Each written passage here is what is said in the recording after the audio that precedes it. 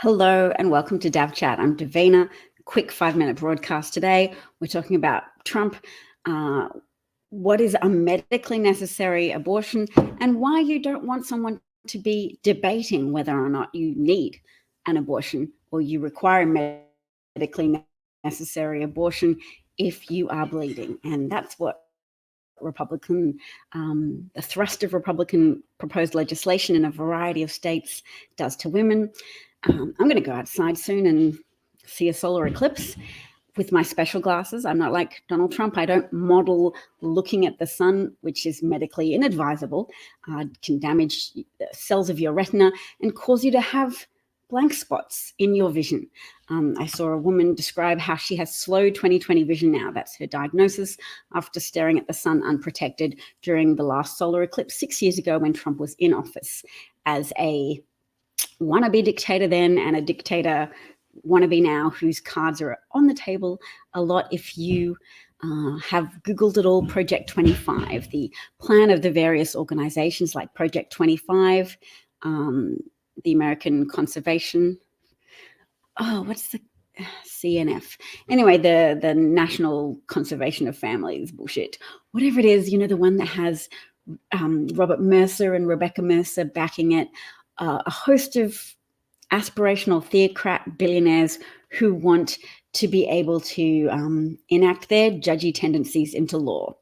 And if you've heard of how conservative women get abortions, then you'll know it's, my exceptions, my personal circumstances warrant an exception to be made to any kind of no abortion rules, etc. I clearly have a personal need, and my extenuating circumstances warrant that I be allowed to have an abortion. But for other people, those women are skanky hoes who don't need abortions. And that kind of attitude, when consolidated into law by virtue of people voting for pious-sounding Republicans who allow you to feel powerful, allow you to feel that your judgments, your negative judgments of other people have been codified into law, they'll make you feel powerful. They'll stroke your ego in that way.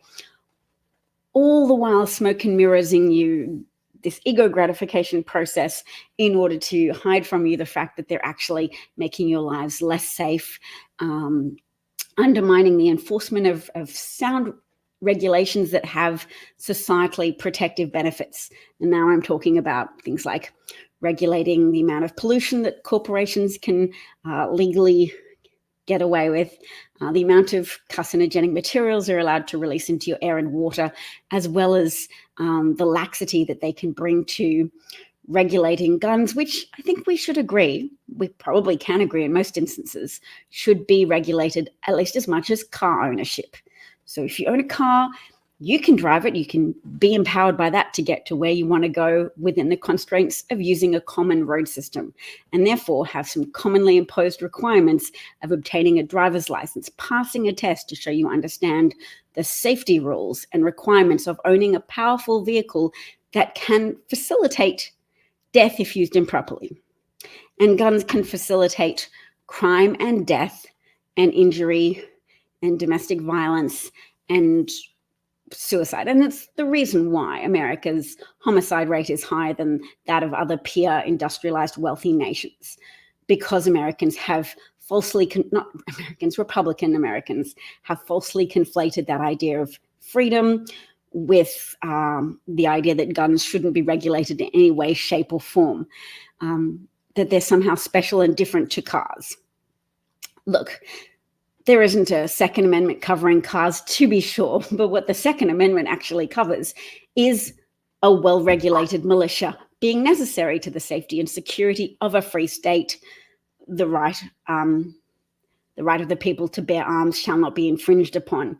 It's a grammatically fraught sentence, but at the beginning of it is the phrase a well-regulated militia, meaning well-regulated, not regulated, not free from regulations, a well-regulated militia being necessary to the security and freedom of a free state.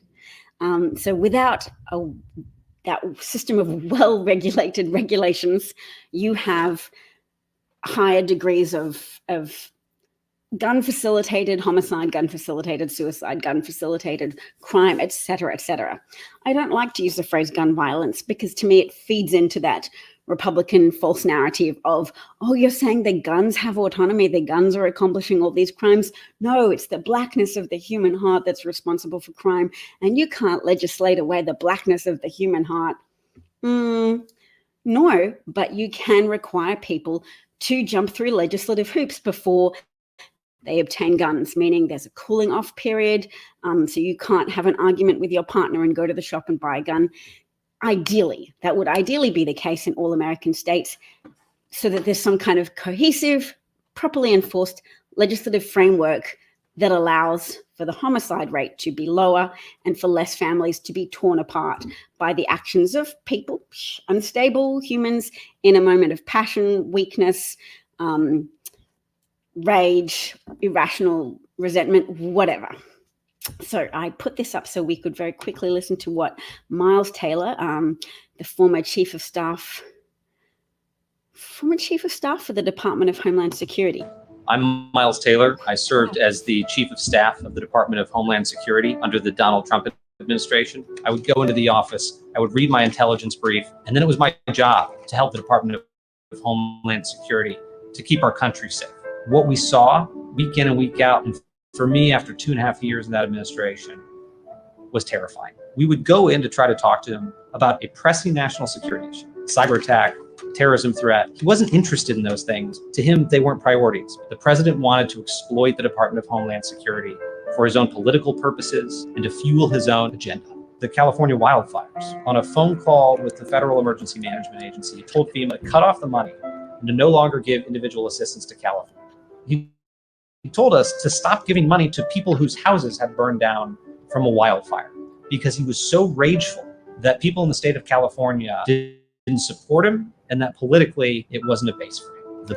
All right, I have to go, but that is the kind of man that some people are considering voting for, or at least throwing their votes away on third parties. Don't do it. You're not safe under a second Trump administration, just as the first Trump administration increased your risk of death or disability because of his mismanagement of COVID and his impairment of industries like manufacturing sector through imposition of a phony artificial tariff war that he started with China, etc. So look into it, look into Project 25.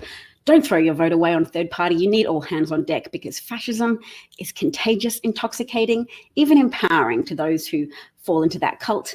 And you need people to stand up against the exploitative type of fear-mongering and ego-gratifying manipulative strategies that pull people in.